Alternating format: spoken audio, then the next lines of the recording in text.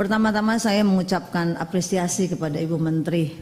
Selama ini Ibu sebagai ibu yang kita tahu prestasi kinerjanya selama ini merupakan sosok yang dipercaya oleh pimpinan di negara ini dari 2 pemerintahan sebelumnya. Sebentar, saya bicara dulu.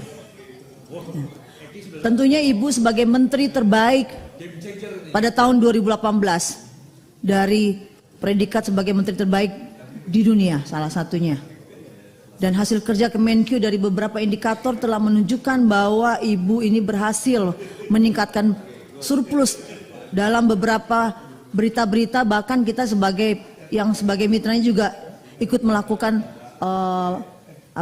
berbahas bersama-sama dengan Ibu Menteri mengenai bagaimana surplus itu bisa terjadi di bawah kepemimpinan Ibu Menteri Keuangan.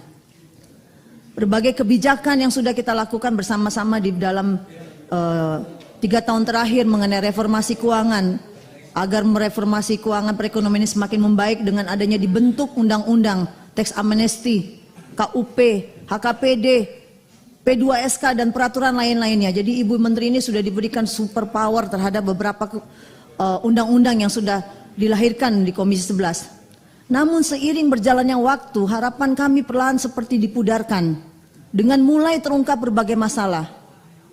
Justru ini terjadi di internal kementerian Ibu sendiri.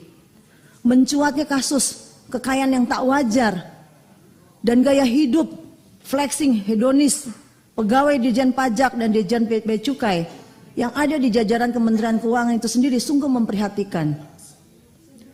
Miris kasusnya terbongkar di saat ekonomi Indonesia baru memulih setelah dihantam pandemi COVID-19 selama 3 tahun terakhir ini.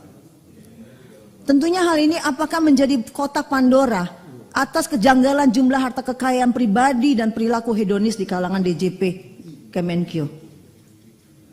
Berdasarkan fakta, Bu, remunerasi di Kemenkyu Perpres 27 tahun 2015, tunjangan kinerja DJP terendahnya itu, Bu, 5,3 juta, tertingginya 117,3 juta. Ini berdasarkan tahun 2015.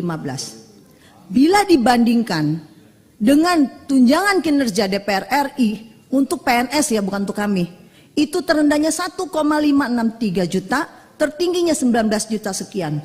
Dari total 3.000 yang hanya 3.000 PNS. Sementara di jajaran Ibu itu ada 44.602. Kalau kita bicara dengan kementerian yang lain, misalnya Kemenak, berkaitan dengan Perpres 130 tahun 2018, yang terendahnya itu 1,97 juta, yang tertingginya 29 juta.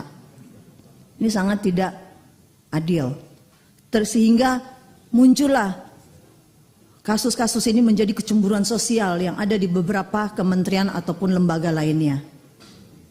Apakah ini masih bisa Ibu lakukan perbaikan? Tentunya harapan ada di tangan Ibu. Kami berharap dengan adanya tunjangan kinerja yang sudah diberikan oleh Kementerian Keuangan dengan Ibu sendiri yang melakukan perubahan tertinggi.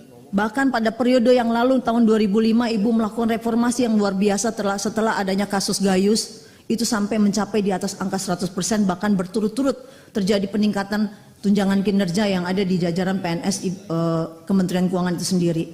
Sudah berkali-kali, bahkan sudah berapa ratus kali lipat dilakukan perubahan. Selain itu, apakah ini masih kurang? Selain itu kami juga menyoroti sistem atau whistleblowing yang dilakukan oleh Kemenkyu. Menurut kami sikap tersebut tentunya bisa dicegah. Tadi sudah disampaikan oleh beberapa rekan-rekan terdahulu. Aksi pamer harta, apakah sesama satu lain tidak bisa mengingatkan? Tadi sudah disampaikan sehingga bisa menjadi viral. Sebelumnya kami mempertanyakan apakah tidak ada yang bisa melaporkan ke sistem tersebut? Mengapa sistem tersebut apakah tidak bisa berjalan dengan baik? Padahal kalau Ibu Menteri menyampaikan hal-hal yang tadi disampaikan ke kami, ini setiap tahun kami hampir kurang lebih sama-sama lah. Bahan ini sudah pernah kami mendapatkan. Setiap tahun ketika kita mau melakukan rapat RAPBN, Ibu selalu menyampaikan adanya transformasi keuangan di jajaran Kementerian Keuangan. Masing-masing dirjen juga menyampaikan juga kepada kami bagaimana struktur organisasi dan reformasi yang ada di jajaran setiap dirjen itu sendiri. Terima kasih sudah nonton. Jangan lupa like, subscribe, dan share ya. Thank you.